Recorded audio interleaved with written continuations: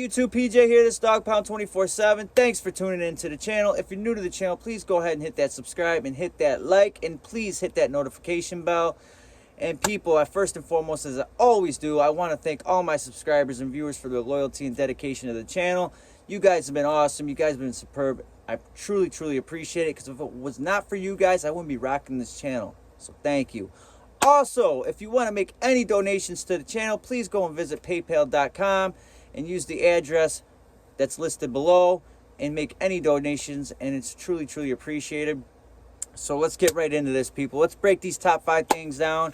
And people, please put these top 5 things in the memory bank, because it will save you. And I mean, it could save you some headaches. So let's break these down. We're going to start from 5, work our way down to 1. So number 5, people, when you go into the mess hall, when you're sitting down at the table, there's going to be condiments on the table. You might have some salt and pepper. You might have butter, pitchers of ice water, Kool-Aid, milk, whatever the case may be. All right, this is a big no-no. You do not, and when I repeat this, do not reach over the next man's tray to reach for what you need for yourself, okay? What I mean by that is, do not do one of these and reach for something over the man's tray. All right, because that's an instant, and I mean instant, smack in the face, punch in the face, cutting, whatever the case may be, whatever that man has in store for you. So that's a big no-no. Please do not reach over another man's tray. I cannot stress that enough. I've seen it happen, and I honestly feel bad, because usually 9 times out of 10, obviously it's new cats that hit state grounds that don't know any better. Do not reach over another man's tray. So number 4, when you're sitting there at the table and you're eating, do not act like you're the only one sitting there.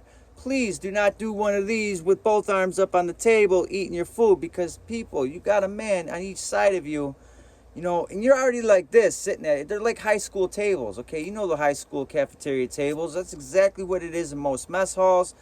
So please be courteous of the man next to you, because there's an incident I seen happen. You know, this kid was sitting there. I'm not even shitting. I shit you not. He was sitting there like this, eating away. Dude said, you know, homeboy, yo, can you put your, you know, I need some room. You know, I need some room to breathe. Dude put his arm down. Not even a minute later, arm back up there. That was major disrespect. Dude just did one of these. Knocked dude on the floor. He was out, I'm not even kidding you, a good 30 seconds. They had to break out the smelling salts, the whole 9 yards, to bring homeboy back. He was unconscious, people, when I tell you that. I mean, I seen that shit. That shit was, damn. So, please do not have both arms up on the table. Just have one arm down to the side. Whatever hand's your dominant hand you eat with, that's all you need, people. Just be courteous to the man next to you. And that is number 4. Number 3, people. Do not sit there and be chopping your food like you've been raised in a barn, because the man across from you does not want to look up as he's taking a bite of his food and see you got food hanging off your chin, your lips, all of your teeth. You know, he doesn't want to see what you're grinding up in there, all right? It's a big no-no. So just chew with your mouth shut. Be respectful. You don't want to... I've seen it. I've seen dude get smacked behind this. Same thing. He was about 3 people down. He was chomping away. I can literally hear it. He sounded like he was chewing bubble gum. And dude smacked the shit out of him. Dude asked him, yo, can you chew with your mouth shut, please? And I don't know, dude. Consciously, the dude just couldn't help himself and kept chomping away. And all of a sudden I heard that. Just the fire got smacked right out of him. So please chew with your mouth shut. That's number 3. Number 2, this is very important too, okay? This is important too, get that? So, anyway, say you're going through the mess hall, your homeboy, you know, you're sitting there, he's walking through the mess hall, you're trying to get his attention, be like, yo, calling out by name, and you got a half a mouthful of food. People, what do you think's happening as you're calling out homeboy's name? Yeah, exactly, you're spraying your food, you're spraying, you know, spit or whatever, food flying out of your mouth, hitting the man next to you, you know, going all over dude's food. Do not yell for the man. Use some sign language. Be like, yo, outside. Wait for me outside. Something like that. Do not be yelling, because people, you're spraying your food, your germs all over the fucking place. Be respectful. I can't stress that enough. All right. That's number 2. Number 1 is really nothing to do with respecting the next man. It's about respecting yourself and not being a dumbass. But when you go to the mess hall, but 9 times out of 10, you really can't bring food out of the mess hall back to your dorm. So what you want to do is, you know, people, you'll see it all the time. They'll be trying to sneak food back by wrapping it up in something, stuffing it down your pants. But when you're doing this, there's a couple, you know, a couple things you got to be mindful of, all right? When you're sneaking back food, one, do not have contraband on you when you're sneaking back food out of the mess hall. And I'll tell you why in a second. Also, when you're doing this, make sure, you know, beware your surroundings, because there could be a couple guys a couple seats down handling some business, you know, passing something off, and you're making it all obvious, sneaking back shit, wrapping shit up. CO's got eyes on your area. COs are peeping, you know, dudes making a transaction that they're not supposed to.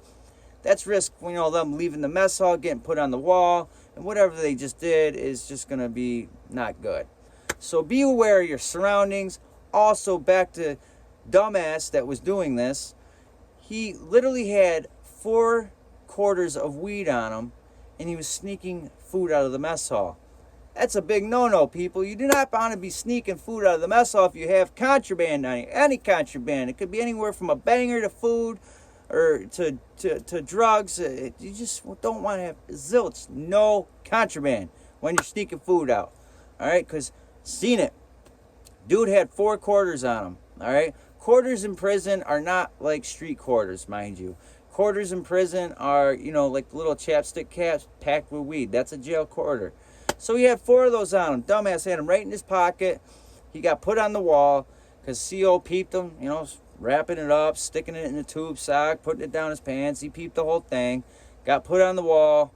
He got sent a one-way ticket to the hole, to the box, to the shoe. He was gone. Never seen him again. So people, those are the top 5 things you want to be mindful of when you're in the mess hall. You just want to be respectful. You want to respect the man next to you.